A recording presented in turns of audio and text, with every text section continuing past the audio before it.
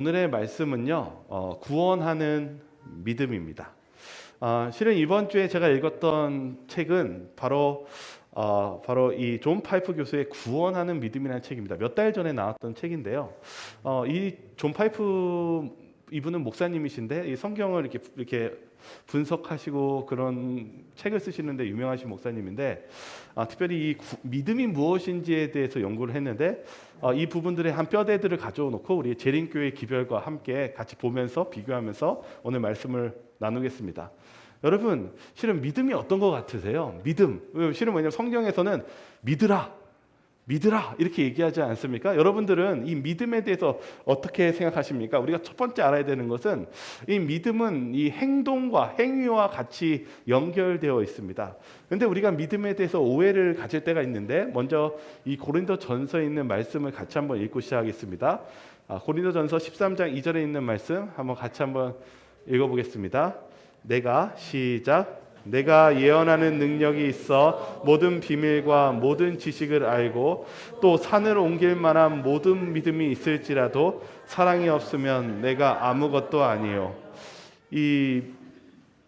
먼저 믿음이요. 뭐가 있냐면 단순히 어떤 여기 성경절에서도 산을 옮길 믿음이 있을지라도 사랑이 없으면 아무것도 아니라고 얘기하고 있습니다. 그러니까 실은 오늘 이 믿음이라는 것을 봤을 때 나중에 이제 좀 더 뒤에 설명하겠지만 믿음이 단순히 우리가 순종하는 것에서 멈추는 것이 아니라 뭔가 더 있다라는 것입니다. 우리가 단순히 믿음을 내가 오늘부터 11금은 내겠습니다. 내가 오늘부터 교회를 일찍 나가겠습니다라는 어떤 단순한 행동이 있는 것이 행동만 있는 것이 아니라 뭔가 변화가 있습니다. 그러니까 실은 우리가 신앙생활을 할 때 우리가 뭔가 결심을 서고 뭔가 하지만은 실제적으로는 우리가 마음의 결심과 마음의 변화와 우리 행동의 변화가 같이 움직여야 되는 것을 또 얘기하고 있습니다. 좀만 더 보시죠.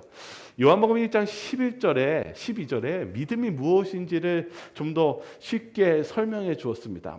같이 한번 읽어보겠습니다.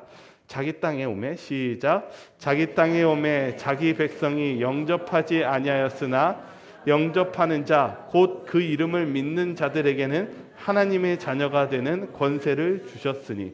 믿음이 무엇입니까? 그냥 믿는 건 단순히 친구를 믿는 그런 믿음이 아닙니다. 성경이 말하는 믿음은 아주 구체적으로 얘기합니다. 뭐라고 얘기하냐면 영접하는 것이라고 얘기하고 있습니다.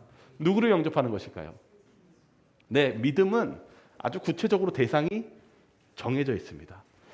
예수님을 영접하는 자. 또 다른 표현을 하겠습니다. 예수님을 받아들이는 것이 믿음이라고 얘기하고 있습니다. 여러분, 믿는 것은요 단순히 어떤 친구와 어떤 관계가 아니라 성경이 말하는 믿음은 예수님으로부터 받아들이는 것이 믿음이라고 얘기하고 있습니다. 그렇기 때문에 우리가 어떤 문제가 있는지 한번 볼 필요가 있습니다. 여기 성경 원어를 보니까 뭐라고 적혔냐면 여기 11절에 잘못된 믿음에 대해서 뭐라고 하냐면 예수님이 오셨지만 그 백성들이 어떻게 했어요? 받아들이지 않았대요. 여기 이 단어가 집단적인 영접, 이 피랄라바노라고 했는데 믿음은 뭐라고 얘기하고 있냐면 여기 엘라본이라는 단어를 썼는데 그건 뭐냐면 집단이 아니라 개인입니다. 개인이 단순한 접대가 아닌 자기 인생 속에서 개인적으로 받아들이는 것이 믿음이라고 얘기합니다. 그러니까 믿음은 남이 해줄 수가 없는 거예요.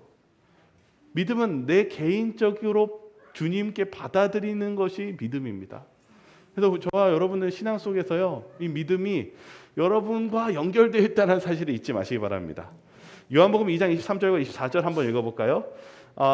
믿음에 대해서 잘못된 믿음, 거짓된 믿음에 대해서 이렇게 설명합니다. 요한복음 2장 23절 읽어보겠습니다. 6월절에 시작. 6월절에 예수께서 예루살렘에 계시니 많은 사람이 그의 행하시는 표적을 보고 그의 이름을 믿었으나 예수는 그의 몸을 그들에게 의탁하지 아니하셨으니 이는 친히 모든 사람을 아심이요. 네, 여기 요한복음 2장 23절에 사람들이 뭘 했다고 했냐면 믿었대요. 예수님의 이름을 믿었대요. 일단 믿음은 여기서 시작은 맞지 않습니까? 예수님을 믿었대요. 그런데 예수님께서는 뭐라고 했냐면 그의 몸을 그들에게 의탁하지 않으셨대요. 그러니까 예수님께서 말하는 것은 이 믿음이 제대로 된 믿음이 아니라는 것입니다. 어떤 믿음이 잘못된 믿음입니까? 뭐라고 적혀있냐면 많은 사람이 그의 행하시는 표적을 보고 여러분 기적을 바라본다 보고 예수님이 이루신 그 기적 때문에 하는 믿음은 실은 예수님께서 바라시는 진정한 믿음이 아니라는 사실입니다. 실은 우리 신앙 속에서도 제가 이렇게 많이 경험하는 것이 뭔가 이것을 해결해 주거나 뭔가를 들어주면 제가 믿겠다라고 얘기하는 우리 신앙을 보게 됩니다. 근데 예수님은 그런 믿음이 바른 믿음이 아니라고 얘기하고 있습니다. 어떤 것이 바른 믿음일까요? 먼저 교회 주석을 보겠습니다. 이때 당시 이 부분에 대한 주석인데요. 예수는 현재 자기를 열렬히 환호하는 사람들 중 대다수가 2년 후에 갈릴리 사람들과 마찬가지로 자기에게서 돌아서서 더 이상 동행하지 않을 것을 알았다. 예수님을 이 사람들이 이렇게 막 믿겠다고 쫓아왔지만 기적을 보고 쫓아왔는데 예수님은 뭘 보셨냐면 배반하실 걸 보셨어요. 예수님을 떠날 걸 보셨어요. 그러면서 얘기하는 게 예수는 마음이 변덕스럽고 인기에 편승한 수많은 개심자들이 얼마나 부주의하고 위선적인지를 알고 계셨다. 여러분 우리의 믿음이 좋을 때 좋고 나쁘면 하나님을 원망하는 그런 믿음을 예수님께서 원하시지 않으신다는 사실입니다. 우리 믿음이 감정의 기복처럼 움직이는 그런 믿음이 온전한 예수님이 말씀하시는 그런 믿음이 아니라는 것을 여러분 잊지 마시기 바랍니다. 사람들은 눈에 보이는 어떤 효과와 감정의 기분의 좋음으로 신앙생활을 하려고 하는 사람들이 많이 있습니다. 그러나 예수님의 바라보시는 믿음은 그런 믿음이 아닙니다. 어떤 믿음을 우리가 가야 될까요? 여기 로마서 4장 20절에 이 믿음이 어떠한 형태를 가지고 있는지를 설명하고 있는데 한번 읽어볼까요? 믿음이 같이 읽겠습니다. 시작. 믿음이 없어 하나님의 약속을 의심하지 않고 믿음으로 견고하여져서 하나님께 영광을 돌리며. 근데 여기 뭐라고 적혀있냐면 아브라함에 대해서 설명하는데 아브라함이 무엇했다고 얘기하냐면 믿음이 없어 하나님의 약속을 의심하지 않고 믿음으로 견고하여져서 하나님께 영광을 돌리며. 여기 뭐라고 얘기하고 있냐면 견고해졌대요. 그러니까 견고해졌다는 것은 단단해졌다는 뜻도 되면서 뭐라고 하냐요? 처음에는 물렀는데 단단해졌다는 거예요. 무엇했다는 것입니까? 믿음이 변화되었다는 것입니다. 또 다른 표현을 할게요. 믿음이 성장했다는 것입니다. 여러분 믿음은 단순히 어떤 딱딱한 돌멩이가 아니라 살아있는 성장과 관련 있는 생명체와 같다는 것을 설명하고 있습니다. 여러분 믿음은 성장할 수 있는 것이고 그리고 믿음은 하나님께서 살아있는 모습으로서 이렇게 표현하고 있다는 사실입니다. 여기 증언보감 1권을 보니까 이렇게 적혀 있어요. 우리 주변에 몰려와서 하나님의 사랑의 유쾌한 햇빛을 차단하고 영적 성장을 저지시키는 흑암을 물리치기 위하여 오늘날 교회 안에는 아브라함의 믿음이 필요하다. 여기 실은 아브라함에 대해 설명한 거거든요. 그러니까 아브라함도 믿음이 무엇해졌냐면 시간이 지날수록 하나님과 만나면 만날수록 무엇해졌냐면 견고해졌대요. 여러분 저와 여러분의 신앙이 견고해져야 되지 않겠습니까? 믿음이 성장해야 되지 않겠습니까? 여기서도 이 표현을 해서 우리 재림교회 책은 영적 성장이라고 얘기하고 있습니다. 믿음은 성장해야 됩니다. 여기 뭐라고 적혀있냐면 이 견고해져서의 원어를 제가 찾아보니까 매우 힘있게 하다라는 뜻이래요. 여러분 이 믿음도 가만히 있어서 되는 것이 아니라 힘있게 되는 것입니다. 근데 여기 뭐냐면 가로치고 뭐가 됐냐면 문법에 보니까 수동태라고 적혀 있습니다. 수동태는 뭐냐면 내가 힘있게 되는 것이 아니라 누군가에 의해서 내가 힘있게 믿음이 생기는 것입니다. 그러니까 우리가 중요한 것이 있습니다. 무엇이냐면 내가 믿음이 강해지고 견고해지기 위해서는 내가 어떻게 하는 것이 아니라 그렇게 되어지고 그런 힘을 받아야 되는 과정이 필요하다는 것을 얘기하고 있다는 사실입니다. 여러분들은 믿음이 뭐라고 적혀있나? 견고해지시길 원하십니까?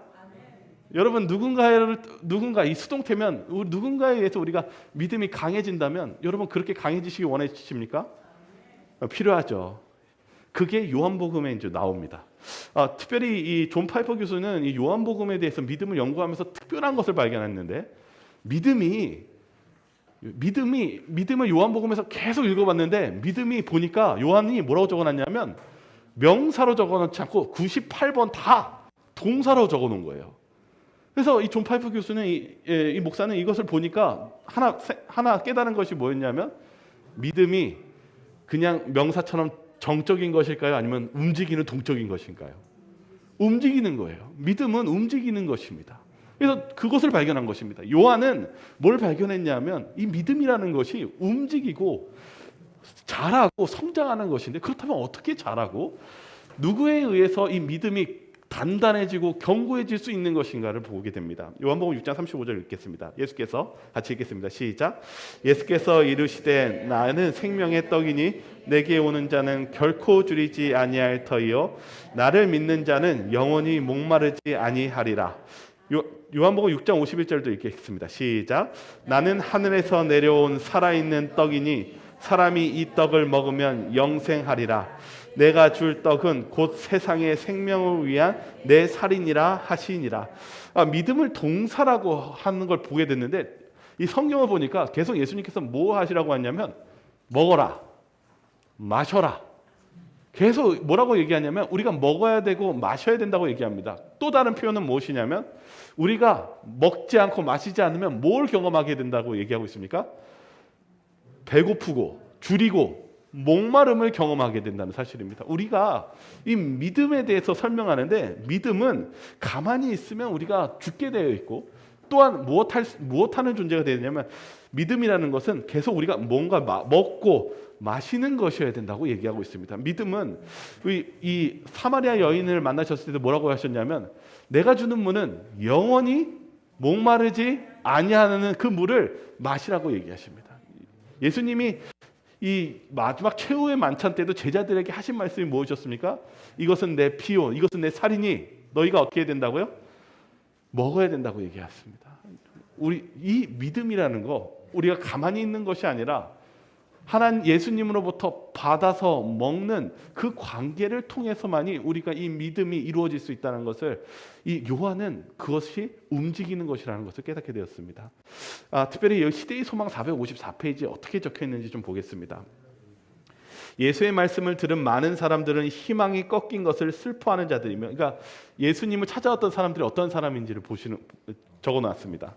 많은 사람들은 남모르는 슬픔을 지니고 있었고, 어떤 사람들은 세상의 칭찬에 대한 끊임없는 욕망을 만족시키려고 노력했었다. 그러나 이 모든 것을 얻었을 때 저들은 저희의 목마름을 없앨 수 없지만 터진 웅덩이에 도달하려고 자신들이 노력해왔음을 발견하였다. 즐거운 장면의 광채 속에 서 있으면서도 그들은 만족을 느끼지 못하고 슬프기만 하였다. 예수님께 찾아온 사람들이 어떤 사람들이었냐면 희망이 꺾인 사람, 남모르는 슬픔이 있는 사람, 뭔가 칭찬을 받기 위해서 사람들에게 애타게 노력하면서 그렇게 허덕이면서 마음에 뭐한 사람이에요? 허한 사람. 그런 사람들이 예수님을 찾아왔다는 것입니다. 그때 예수님을 만났을 때 이 사람들은 무엇을 느꼈냐면 세상이 주지 못하는 기쁨과 만족과 행복을 느끼게 되었다는 사실입니다. 예수님께서는 우리에게 뭘 주시기 원하냐면 우리가 예수님이 떠나고 없으면 우리가 목마르다고 배고프고 그리고 우리가 쓰러질 것을 아셨다는 사실입니다. 우리의 믿음도 뭐가 관련이 있냐면 그 능력에, 예수님으로부터 받은 그 능력의 힘으로 성장하고 나아갈 수 있다는 사실을 얘기하고 있다는 사실입니다. 여기 보시면 예수님의 최후의 만찬의 모습이 나옵니다. 여기 예수님께서 이 떡과 포도즙을 제자들에게 나눠주시면서 이것을 먹어야 된다고 말씀하셨습니다. 근데 아주 이 성경에 보시면요, 요한복음이나 마태복음 보시면은 이 가룟 유다를 통해서 있는 사건과 같이 연결되어 있습니다. 그래서 이 시대의 소망을 보면 이렇게 설명하고 있습니다. 제자들이 예수님의 말씀의 취지를 깨닫고 그분의 말씀이 진실하다는 것을 깨달았을 때 공포와 낙담이 그들을 엄습하였다. 그들은 주님을 대적하는 마음을 하나라도 품고 있는 것이 아닌지 저희 마음을 살피기 시작하였다. 예수님과의 관계, 그리고 예수님과의 그 떡과 포도즙을 마시라는 그 관계와 예수님의 세종 예식과 이 과정을 통해서, 예수님의 관계를 통해서 그들이 못하기 시작했냐면 자신을 돌아보고 회복하고 다시금 예수님과 가까이 가는 그런 그 예수님의 능력을 체험했습니다. 그런데 그 안에서 누가 그것을 거절하고 실패했습니까? 유다예요. 유다, 여기 맞습니다.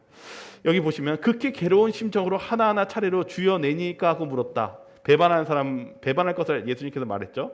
이 유혹받은 영혼을 다루심에 있어서 예수님의 오래 참으심은 참으로 놀라웠다. 유다를 구원하기 위하여 하실 수 있는 일은 무엇 하나 하지 않으신 것이 없었다. 예수님이 발을 제일 누구 먼저 닦아주셨습니까? 유다를 먼저 닦아주셨습니다. 그리고 이 피와 이 자신의 포도즙을 피와 살로서 이 십자가를 제시하시면서 이것을 먹고 받아들여야 된다고 외친 것은 누굴 살리기 위해서였습니까? 제자들뿐만 아니라 유다까지도 살리시려고 한 거예요. 여러분, 우리가 믿음이 떨어지고 믿음이 다시 강건해지기 위해서는 예수님이 주시는 그분의 피와 살과 그분의 말씀을 우리가 받아들여야 됩니다. 예수님께서 뭐라고 했냐면 나는 포도나무요 너희는 가지라고 얘기했습니다. 가지가 어떻게 하면 사는 것입니까? 가지는 그 포도나무에 붙어서 있는 양분을 쪽쪽 빨아야 됩니다. 한순간도 떨어지면 가지는 죽게 됩니다.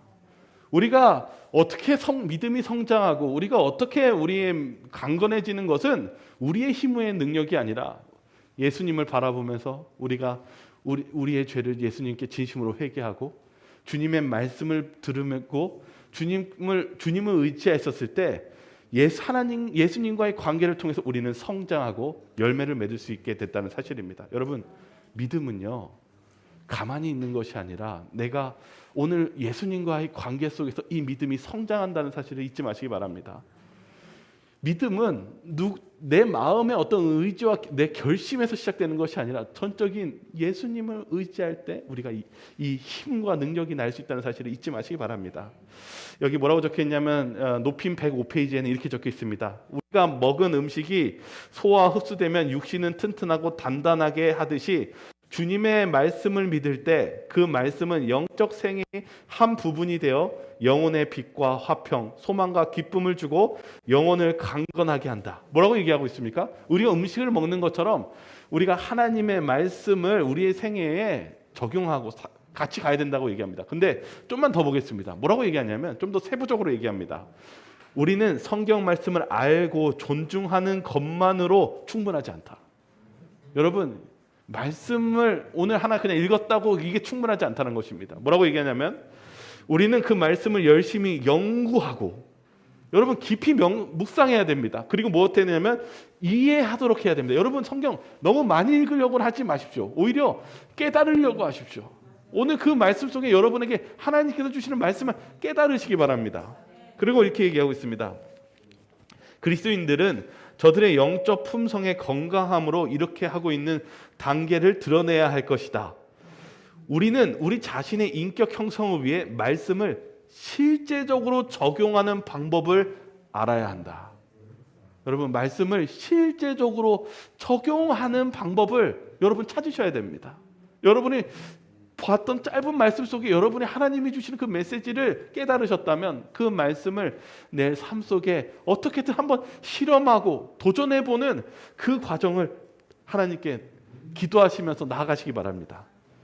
우리의 몸은 하나님께서 거하시고 생애하시며 또 활동하시는 거룩한 전이다. 하나님께서는 당신의 일을 하시고 당신의 거룩한 이름을 영원하게 하시기 위하여 택하신 종으로서의 직분을 우리는 결코 외면하지 말아야 한다. 하나님과 관계 맺고 하나님을 우리의 삶을 모시기를 바라겠습니다. 이제 좀 보도록 하겠습니다. 이제 이 믿음에 대해서 이렇게 보니까 이 믿음의 또 다른 부분을 보게 되었습니다. 그것이 마태복음 13장 44절에 있는 말씀입니다. 한번 같이 한번 읽어볼까요? 천국은 시작.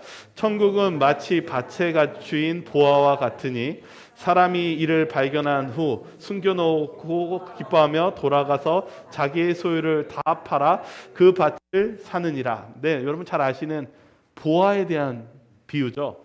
어떤 한 농부가 땅을 파다가 뭘 발견했어요? 아주 귀한 보석과 보물을 발견했어요. 그래서 어떻게 합니까? 자신의 있는 재산을 다 팔아서 그 땅을 사서 이 보화를 갖는 것을 너무나 기뻐합니다. 근데 바로 오늘 이 믿음에 대해서 설명하는데 믿음이 그냥 단순히 우리가 또한 하나님과의 관계에만 있는 것이 아니라 마음의 상태도 중요하다는 것을 얘기하고 있습니다. 이것을 다른 표현으로 하면 보배라는 단어를 씁니다. 보배. 고린도후서 4장 7절 한번 더 읽어보겠습니다. 밑에 있는 말씀인데요. 한번 같이 한번 읽어볼까요? 우리가 시작. 우리가 이 보배를 질그릇에 가졌으니 이는 심히 큰 능력은 하나님께 있고 우리에게 있지 아니함을 알게 하려 함이라. 왜 우리를 뭐라고 표현했냐면 질그릇에 표현하면서 질그릇에 뭘 담았다고 하냐면 보배를 담았대요. 보배는 무엇입니까? 오늘 이 믿음에 대해서 얘기했지만 믿음은 누구를 통해서요? 네, 하나님, 예수님을 통해서 일어난다고 그랬죠. 이 보배는 여기서도 얘기합니다. 큰 능력은 하나님께 있고 이 보배를 누가 뭘 담는 것입니까? 주님을 담는 것입니다. 그런데 이 말씀을 읽으면서 제가 마음속에 여러 생각이 들었어요. 왜 그러냐면 마태복음 22장 3절과 5절에 있는 말씀 한번 같이 읽어보겠습니다. 그 종들을 같이 한번 읽어볼까요? 시작. 이게 왕의 잔치에 대한 비유입니다. 시작. 그 종들을 보내어 그 청한 사람들을 혼인잔치에 오라 하였더니 오기를 싫어하거늘 그들이 돌아보지도 않고 한 사람은 자기 밭으로 한 사람은 자기 사업하러 가고. 이 왕의 잔치가 얼마나 귀한 잔치입니까? 임금의 잔치. 뭐 어떻게 오늘날 치면 대통령이 생일을 하는데 여러분을 초대한 것입니다. 한번 와주시기 바랍니다. 그런데 뭐라고 얘기해요? 나 지금 가는 거 싫은데. 뭐라고 얘기합니까? 돌아보지도 않고 나 지금 내 밭으로 가야 됩니다. 내 일하러 가야 됩니다. 내 사업하러 가야 됩니다. 오늘 계약이 있습니다. 이렇게 가는 거예요. 여러분, 믿음에 있어서 마음의 상태가 중요한데 이게 지금 무슨 싸움인 것 같습니까? 우리가 우리의 하나님께서 주신 우리 어쩌면 질그릇은 천하고 어쩌면 아주 보편적인 그릇인데 하나님이 우리 안에 들어와야 되는데 우리의 마음에 뭐가 들어있을 때 이 믿음이 발휘할 수가 없다는 것입니까? 우리의 마음에 하나님이 들어와야 되고 주님이 들어와야 되는데 그 안에 세상적인 일과 약속과 그리고 타협하는 정신이 들어왔을 때 하나님께 믿음을 발휘할 수 없다는 것입니다. 정말 오늘 이 말씀 속에서 저는 어떤 생각이 들었냐면 과연 우리는 가장 보배롭게 생각하는 것이 무엇이냐는 것입니다. 우리가 지금 보배롭게 생각하는 그 무엇이 우리의 믿음을 저해하게 하고 우리의 믿음의 성장에 방해하고 있다는 사실입니다. 너희는 먼저 그의 나라와 그의 의를 구하라고 하시던 주님의 말씀처럼 주님은 우리에게 뭐라고 말씀하시냐면 가장 보배롭고 귀한 것이 바로 주님이라고 얘기하십니다. 우리의 마음의 믿음에서 그런 주님을 우리의 보배로 그 마음의 그릇에 담으기를 원하신다는 사실입니다. 여기 욥을 보시기 바랍니다. 욥은요, 그가 모든 것을 잃어버리고 죽게 되었을 때 이 치료봉사 410페이지에 이렇게 적혀 있습니다. 그것은 동료 인간들을 향상시키기 위하여 일하고 있는 모든 사람에게 필요한 지식이다. 품성의 변화, 생애의 순결, 봉사의 능률, 바른 원칙의 고수 등은 모두 하나님을 아는 올바른 지식에 달려있다. 그 지식은 이생과 내세의 생활을 위하여 다같이 필수적인 준비가 된다. 너는 하나님과 화목하고 평안하라. 그리하면 복이 내게 임하리라. 청컨대 너는 그 입에서 교훈을 받고 그 말씀을 내 마음에 들으라. 그리하면 전능자가 내 보배가 되시며. 욥이 뭐라고 고백하냐면 하나님과 화목하고 관계를 맺으라고 합니다. 그러면서 뭐라고 하냐면 그의 몸이 썩어서 죽게 되었는데 뭐라고 얘기해요? 자신한테 하나님이 나한테는 보배라는 거예요. 욥이 죽어가고 있고 모든 것이 잃어가고 있는 처참한 삶을 살고 있는데 그의 마음속에 죽어가는 삶 속에서도 기도하면서 뭐라고 얘기해요? 희망이 있다고 얘기하고 뭐라고 얘기해요? 기쁨이 있다라고 얘기합니다. 왜 욥은 자신의 숨을 걷어갈 것 같은 그 삶 속에서도 기도하며 기뻐하며 나에게는 그 큰 보물이 있다고 얘기할 수 있습니까? 무엇이 있기 때문일까요? 평화요. 네, 평화도 있습니다. 그는 하나님을 소유했기 때문입니다. 그의 마음에 주님을 가지고 있었기 때문입니다. 그가 비록 이 세상에서 흙으로 돌아가지만 주님께서 부활의 날에 그를 살리시고 그를 영광스럽게 부활시켜 주실 것을 믿기 때문입니다. 그 어떤 가치보다도 가장 큰 선물을 하나님께서 주실 것을 믿기 때문입니다.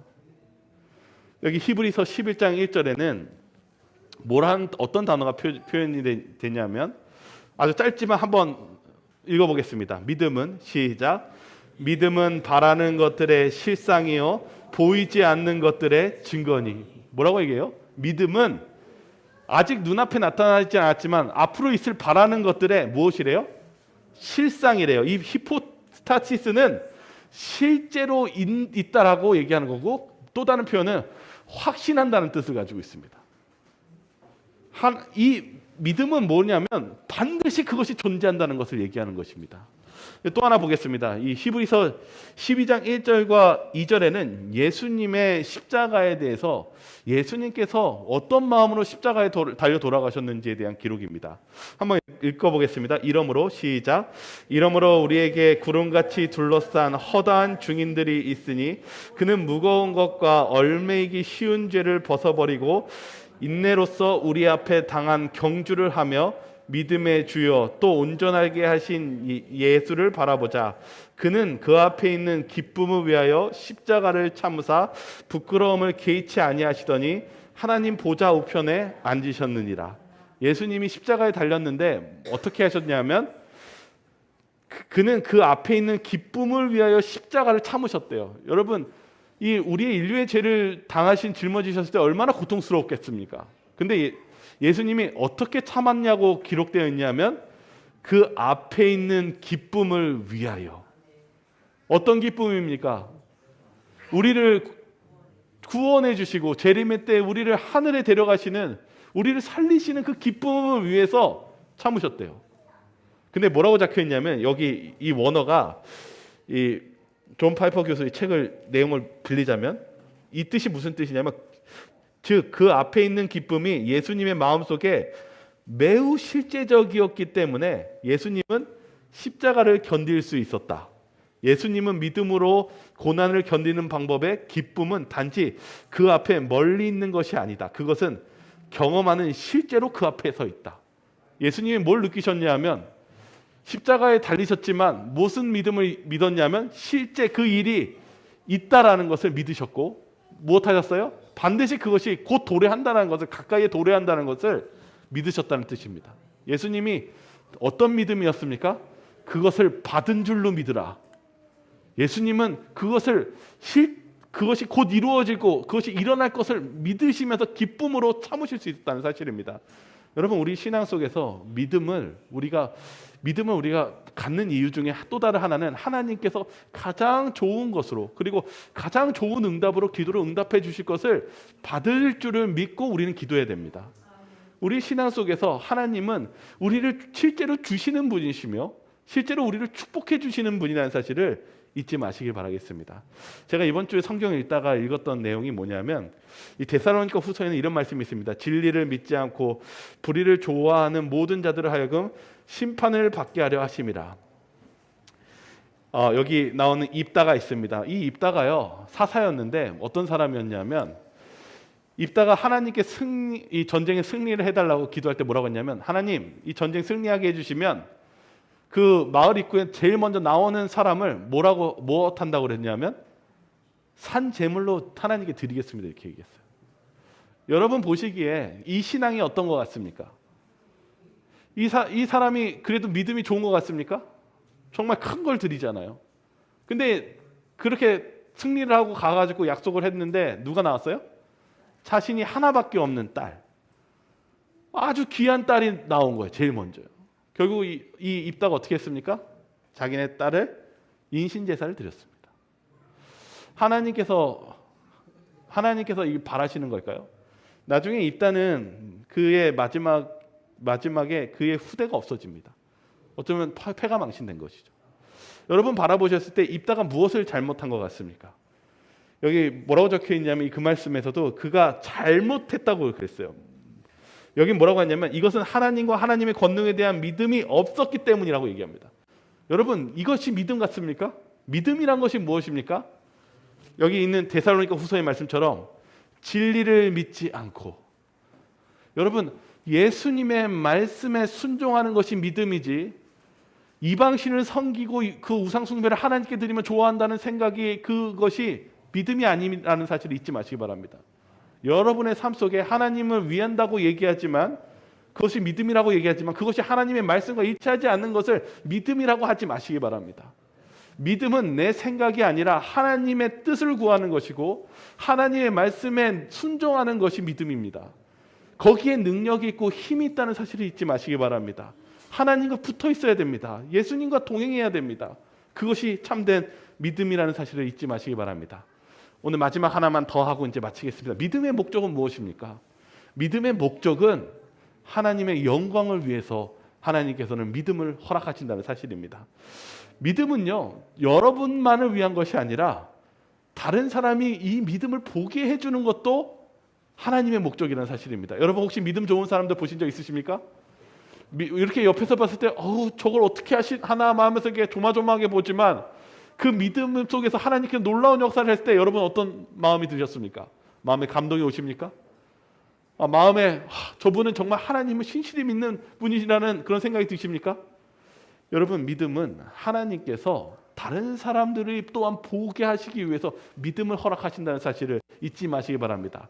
단순히 그냥 기적을 바라는 것이 아니라 하나님을 충실하게 믿고 순종하고 때로는 역경 속에서 하나님을 믿는 그 모습 볼 때 하나님 살아계시는구나, 하나님의 말씀에 순종하는 것이 참된 축복이구나를 다른 사람이 보게 해야 된다는 사실을 잊지 마시기 바랍니다.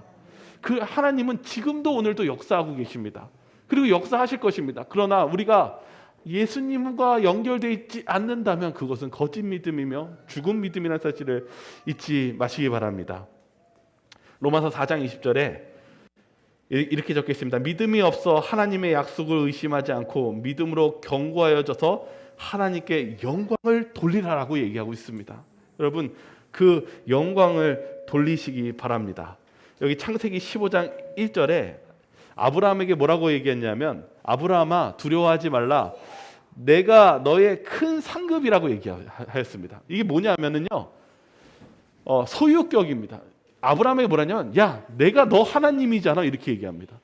너 두려워하지 마, 내가 너의 하나님이 되어줄게. 여러분 이게 이 어떤 것보다 가장 귀하고 큰 선물이라고 하나님이 아브라함한테 설명하는 것입니다. 아브라함아 뭐가 이렇게 됐지만 뭐 그런 거 보지 말고 내가 너의 하나님이 되니까 그것을 큰 상급으로 여기며 살아라, 이렇게 얘기합니다. 뭐라고 또 얘기하냐면 창세기 17장 7절에 아브라함한테 축복하는데, 내가 너 대대 후손까지 영원한 언약으로 삼고 너와 내 후손의 하나님이 되어줄게, 이런 축복을 주십니다. 감사한 일입니까? 여기 마지막 하나만 좀 보겠습니다. 여기 보시면요, 아브라함하고 롯하고 싸워요. 싸운 거라기보다는 아브라함이 양보합니다. 뭐라고 하냐면 땅에 대해서 얘기합니다. 이 짐승들이 이 양을 쳐야 되는데 이 풀이 부족하니까 뭐라고 하냐면, 내 앞에 온 땅이 있지 않냐냐, 나를 떠나가라. 그러면서 내가 좌하면 내가 우하겠다. 여러분 롯과 아브라함이 무엇이 좀 다른 것 같습니까? 롯은 무엇에 만족하는 사람 같습니까? 네? 여기 뭐라고 적혀 있습니까? 롯이 눈을 들어 요단 지역을 바라본즉 소알까지 온 땅에 물이 넉넉하니, 이렇게 얘기합니다. 롯은 무엇에 마음이 가 있는 사람인 것 같습니까? 세상이요. 네, 돈. 뭐 여기서는 직접적으로 땅입니다. 땅이죠. 롯은 땅에 만족한 사람입니다. 근데 아브라함은 무엇에 만족한 사람이었습니까? 하나님을 통해 만족한 사람이었습니다. 롯은 땅을 만족하며 살았지만 결국은 롯이 소돔과 고모라에서 멸망당할 뻔했습니다. 그는 땅을 의지했었을 때 결국 그가 멸망당하고 아무런 것들을 얻지 못하는 파멸에 이른다는 것을 깨닫게 되었습니다. 그러나 하나님을 소유하기 원했던 아브라함은 믿음을 가지게 되면서 무엇하였습니까? 롯을 살려달라고 하나님께 구했습니다. 왜요? 아브라함은 하나님을 얻었기 때문입니다. 하나님, 내 사랑하는 롯 좀 살려주세요. 하나님께서 아브라함의 기도를 들어주셨습니다. 하나님께서는 멸망해가는 롯과 하나님을 소유한 아브라함의 믿음을 통해서 참된 보배를 얻은 사람은 누구였습니까? 바로 아브라함이었습니다. 저와 여러분들이 그런 믿음을 소유하시기 바라겠습니다. 여기 교회 증언 8권에도 뭐라고 했냐면, 그분의 능력과 즐겨 구하고자 하시고자 하는 그분의 뜻을 믿는 확고하고 겸손한 믿음을 보여주라. 그리스도께로부터 구원의 생명의 시내가 흐르고 있다. 그분은 생명의 샘, 모든 능력의 근원이시다. 우리가 믿음으로 그분의 힘을 붙잡을 때 그분께서는 가장 희망이 없고 절망적인 전도를 변화시키시되 놀랍게 변화시키실 것이다. 그분께서는 당신의 이름의 영광을 위하여 이 일을 하실 것이다. 저와 여러분들이 오늘 믿음에 대해서 보게 되었습니다. 믿음은 어떤 명제가 아닙니다. 움직이는 동사입니다. 저와 여러분들이 움직이시기 바라겠습니다. 그냥 움직이시는 것이 아니라 예수님께 움직이시기 바랍니다. 그럼 주님께서는 여러분들을 경고케 해 주실 것입니다. 그런 저와 여러분들 되시기 바라며 오늘 말씀을 마치도록 하겠습니다. 사랑이 많으신 하나님 아버지, 오늘 저희들의 삶 속에 연약한 믿음을 가지고 또 죽어있는 믿음을 가지고 있다면 오늘 이 시간 주님 앞에 저희들이 두 손 모아 기도합니다. 저희의 죄를 용서해 주시고 오늘 이 시간 시작부터 저희가 예수님께 살아있는 그 관계를 맺는 그런 시작이 되게 도와주시옵소서. 저희의 믿음이 너무나 연약하고 부족하오니 주님께서 도와주시지 않으면 또한 저희의 믿음이 성장할 수 없음을 다시 한번 느낍니다. 주여, 저희들이 주님과 동행함으로 저희들이 깨닫는 것, 주님께서 저희들을 위로해 주시고 능력 주시는 것, 그러한 모든 것들을 주님 앞에 순종하고 주님의 말씀을 따르는 그런 시작이 되게 도와주시옵소서. 역사하여 주시고 저희의 이 믿음의 기도를 들어주셔서 다른 사람들이 예수님을 믿는 그 기쁨이 무엇인지를 다시 한번 느낄 수 있는 저희가 주님의 도구가 되게 하여 주시옵소서. 주님께 영광 돌리는 저희 모두가 되길 간절히 소망하오며 사랑 많으신 예수 그리스도 이름으로 간절히 기도드리옵나이다.